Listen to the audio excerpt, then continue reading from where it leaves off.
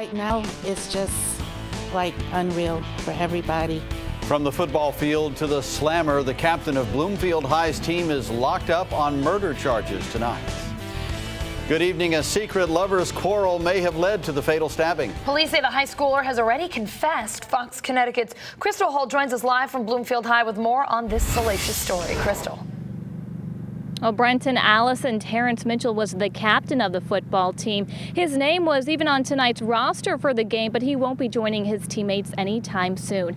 These court documents reveal what happened last night that led to the death of one man and the relationship the two men may have been in.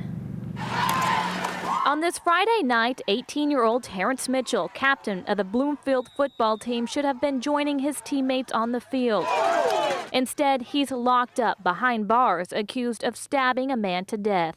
Right now, it's just like unreal for everybody. When what I heard about him, I heard that he was like a nice guy from some people, and then I heard like he was like okay. It's like he said, she said, basically. Police were called to Mitchell's home on Farm Hill Road in Bloomfield late last night. When they arrived, 27-year-old Ronald Taylor, known as City, was stabbed to death.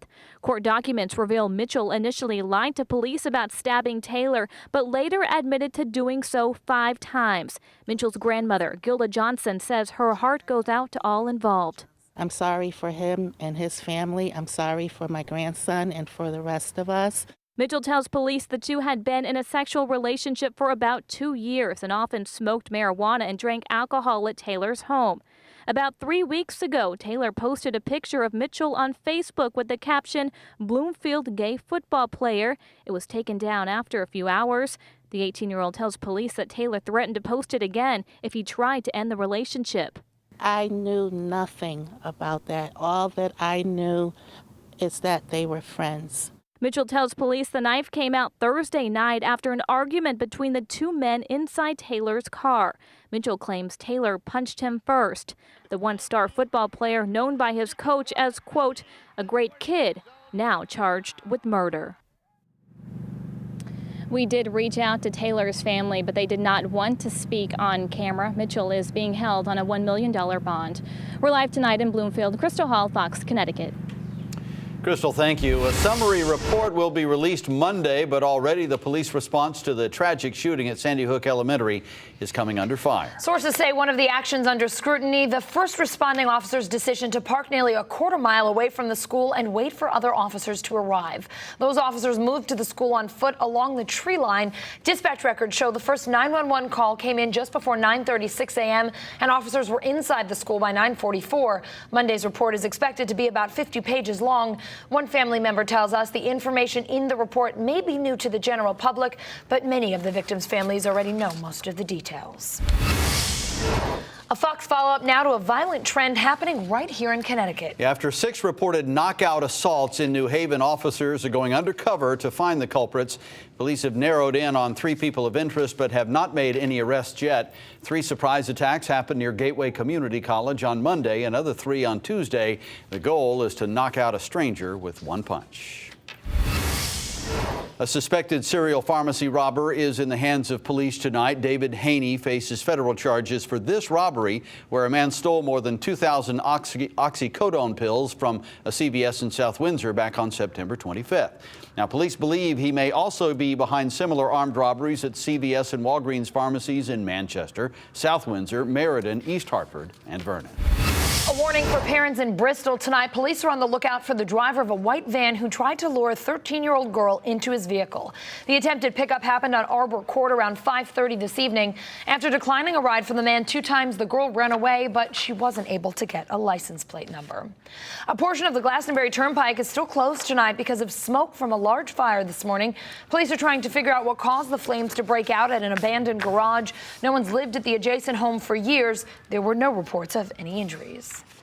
Get ready to bundle up. Winter weather is on its way. And Rachel Frank says cooler air will come in doses this weekend. Let's check in with her in the Weather Center now. Rach. Tomorrow, not so bad. Certainly cooler than today by about 10 degrees. And then Sunday, I mean, we'll be lucky if we get to 29. I mean, that's how cold it's going to be. And when you factor in the winds, oh boy, we're going to see wind chills that will be in the single digits and teens all day long. We could actually break records too. All right, let's talk about the temperature right now, because you would never know that it was going to be so cold this weekend. We're still up around 50 degrees for New Haven, for Hartford, for Danbury. Low 50s in New London right now. Showers, sprinkles, even areas of patchy fog right now. But a cold front will be sliding through tonight, and that's going to bring us that drop in temperature. By tomorrow morning, temperatures will be in the middle to upper 30s. So it'll be cooler tomorrow, but bitterly cold by Sunday. We'll take a look at the full forecast coming up in just a bit. Connecticut residents are fondly remembering JFK tonight. Yeah, he went to high school here, and later as senator and then president, he came here for support more than once. Fox Connecticut's Lori Perez joins us with some local reflections on the country's 35th president. In November of 1960, John F. Kennedy stood here on the steps of the Hartford Times building, giving a speech. This was the building where they published the city's daily afternoon newspaper. Just 3 years later, they would have to publish a sad headline. As much as everyone still recalls exactly where they were when they heard of President Kennedy's death. The other teacher came running in and saying, "The president is dead," and she was crying hysterically. I was just coming to the student union for lunch, and I saw this crowd around the television. Today, it is his life they are choosing to remember, or better said, how he affected their lives. Deborah Herbst was 8 when her father brought her to Bridgeport to see JFK. And I remember I was just in awe. He gets off the train and he shakes my father's hand. I'm standing there and he smiled, pearly white teeth, and just bent down. I do remember that he shook my hand. Professor Dr. Gary Rose was in 4th grade when he saw JFK in New Haven during a multi-town motorcade. I'll never forget how radiant and charismatic he was, and you know, the excitement and the whole aura around Kennedy. It remains with you forever. Connecticut at that time was a swing state, and the Kennedy-Nixon face-off was closer than close. JFK winning by only 0.1%. He needed every vote to pull it off, and for African-American voters, there was no other choice. So I imagine you voted for him? Oh, absolutely. I don't know of any blacks who didn't. John Motley says Kennedy was young and full of promise for students young and full of hope like himself. Finally, here was a president who was right up front in talking about civil rights and talking about the injustices of the country. JFK had close ties to Hartford and took many trips here because of a man named John Bailey, who was chair of the National Democratic Party from 1961 until 1968. In Hartford, I'm Lori Perez, Fox Connecticut News.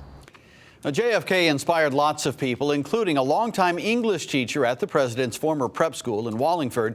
In 1935, JFK graduated from what was then called the Choate School. Tom Yankus is now in his 57th and final year teaching at the prep school. To this day, he uses Kennedy's speeches in teaching his classes. So we talk about rhetorical devices and some of the other tidbits that help the kids learn how to write and learn to appreciate good writing. Not surprisingly, Kennedy was voted most likely to succeed in his senior year of 34-35, but back then, some of his teachers scoffed at the notion.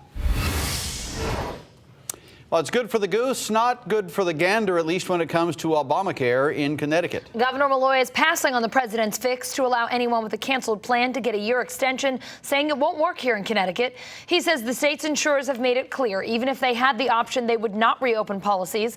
Governor Malloy also claims that changing things up at this point could be disastrous and wind up costing Connecticut customers a lot more down the road. If you compare a policy that was underwritten 14 or 16 months ago to a policy that would be underwritten today, there is going to be between a 15 and a 200% increase in that policy. That's the reality. The governor asked Access Health Connecticut to extend the deadline for new signups to December 23rd. Nearly 53,000 people across the state are in policies that insurers are ending, either because they don't comply with Obamacare standards or for other reasons. This is not Quinnipiac, Connecticut, it's Hamden, Connecticut. I'm Javon Vitale in Hamden, and coming up, the charged words from the mayor. Security's a lot greater this year, and it's going to be a lot more control. New rules for tailgaters, the changes in play when Ivy League arch rivals Harvard and Yale meet in New Haven tomorrow. Her actions totally turned the system on its head. And later, a chemist accused of wrongfully sending hundreds to prison learns she's about to join them. You're watching the Fox Connecticut News at 11.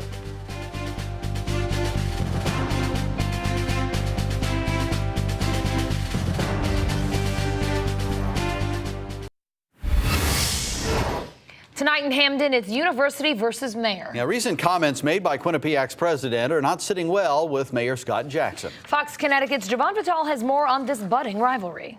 Quinnipiac University President John Leahy gave an interview to the student newspaper a few days ago in which he expressed, among other things, a desire to turn the northern part of Hamden into more of a college town. That didn't sit too well with some people in town who urged Mayor Scott Jackson to respond. In an op-ed on the Hamden Patch, Jackson penned a reality check saying it is important for the university and its students to understand that this is not Quinnipiac, Connecticut, it is Hamden, Connecticut. There are certainly friction points, and I'm not going to deny that. But it's your standard growing pains. People here say the university is growing not only in prominence but also in population, and that means Quinnipiac is becoming more integrated into the community. That was made even more clear when a few off-campus parties got busted by Hamden police a few weeks ago. The 107 members of the Hamden Police Department are not university police. They are operating town-wide, engaged in some pretty serious business. University officials didn't wish to comment on the matter, but in an interview with the school's TV station, Q30, the president said this. Obviously, some people in the neighborhood, if you live in close proximity of students, yes, from time to time they can be noisy and cause some disruptions. The university did want to stress, though, that while some bad apples off campus may cause problems for neighbors, they're not indicative of the entire student population. In the meantime, Mayor Jackson says Hamden will continue to retain its character as both it and the university continue to grow. They're going to have a lot of opportunities to brand themselves, and their brand will be fantastic, but the green and gold of the town of Hamden will also continue to be fantastic. In Hamden, Javon Vitale, Fox Connecticut. Changes are in store for tailgaters at tomorrow's Harvard-Yale game in New Haven. Now, tomorrow's matchup is the first in New Haven since a tailgater was killed 2 years ago. Now, 30-year-old Nancy Berry was hit by a U-Haul truck during tailgate celebrations just a few hours before kickoff. The crash was ruled an accident. Yale has since banned big box trucks and beer kegs. Tailgates in the student village must also end when the game begins. I think that it's still going to be a really fun time, and that I think that people will be able to conduct themselves in a safe way. Of course, we'll have the highlights from the game on the news at 10 tomorrow night.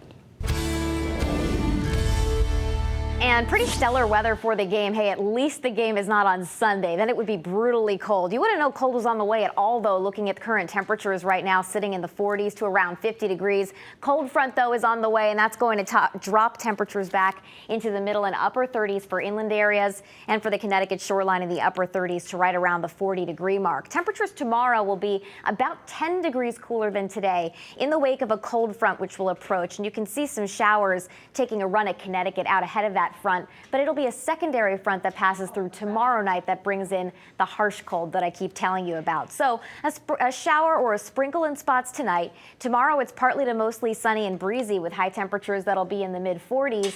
Then the secondary front passes through for Saturday night into Sunday morning, and that could bring a flurry or a snow shower with it. And Sunday, we're just talking about some brutally cold temperatures. Not only will high temperatures struggle to make it out of the 20s, well, they will not make it out of the 20s, but it will feel like the single digits and teens when you factor in the wind. So for tomorrow, high temperatures in the mid-40s, breezy and a bit cooler than today by about 10 degrees, and harsh cold for Sunday. Again, it will feel like the teens and the single digits, and we'll have wind gusts that will get up around 40 miles per hour. All right, taking a look ahead to next week, we're watching a storm system that will develop out of the Gulf of Mexico and ride along the jet stream, and a lot of hype about this on social media, even though the storm is 5 days out. Right now, to me, this looks like a mainly rain event or rain mixed with a little bit of winter precip, but right now, overall, it's not a big concern for us.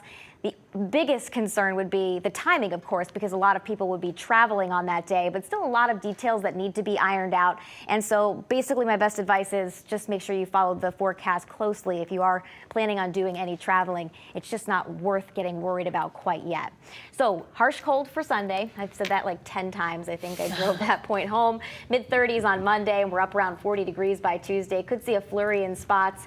And then we'll have to see what happens Wednesday. Again, I think mainly rain at this time, or a mixture of rain and perhaps even some snow. But right now, it's not looking like a big snowstorm right now. And that's what a lot of people want to know. Sounds suspiciously like you're talking about a possible wintry mix. Uh-oh. My least favorite phrase kitchen in the sink English kind of language, a wintry mix. Yeah. Oh, you went there. Next at 11, disturbing details surrounding the brutal murder of a Massachusetts math teacher. New information about an altercation between the teacher and student just minutes before the killing.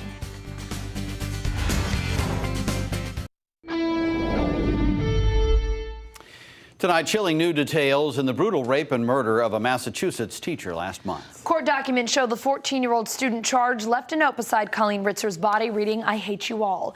Philip Chisholm reportedly became visibly upset when the math teacher spoke about his home state of Tennessee after class. It's not clear what she said. Chisholm's accused of raping Ritzer in the school's bathroom, stabbing her to death with a box cutter, then dumping her body in a recycling bin behind the school. The teen was indicted on murder, rape, and armed robbery yesterday. Under Massachusetts law, he can be tried as an adult. A Massachusetts chemist involved in a state drug lab scandal will pay the price for putting hundreds behind bars illegally. Yeah, Annie Ducan is headed to jail herself now for a minimum of 3 years. Her actions totally turned the system on its head. Now, Ducan admits she falsified hundreds of drug tests, for example, by adding cocaine to samples, tainting trial evidence. The chemist says she did it to look like a highly productive employee.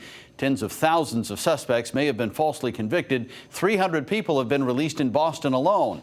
A review of every case Ducan laid her hands on from 2003 to 2012 is still underway. An 8th case of meningitis has been reported at Princeton University. Health officials are working to confirm the latest cases related to 7 others reported at the Ivy League school. A female student developed symptoms Wednesday night and was taken to the hospital a short time later. A rare bacteria known as serotype B has a recent outbreak at the school. The university is waiting for CDC approval to provide students with a vaccine that's not yet available in the U.S. Wedding bells and a photobomb, the slippery stunt pulled by a famous face ahead at 11.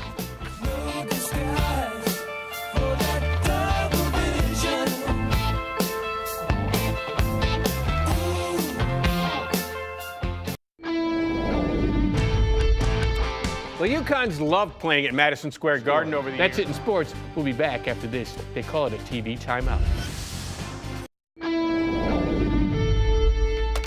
It's either hysterical or kind of disrespectful. I guess it could be both if you think about it. Actor Zach Braff caught photobombing a couple on their wedding day. Look closely here on the left side of the wedding shot taken on a busy New York City street. There you see Braff with a goofy grin. On Twitter, Braff called it, quote, one of the best photobombs ever. No word on how the happy couple felt about it. Braff is best known for his role on the TV show Scrubs. He also directed Garden State, and now he was starring on somebody else's wedding photo. Probably just walking by. I mean, come on. You got to expect that in Times Square, right? Yeah. Sure. Yeah. It's a great shot. Yeah. All right, that's going to do it for us. Thanks for joining us. Good night.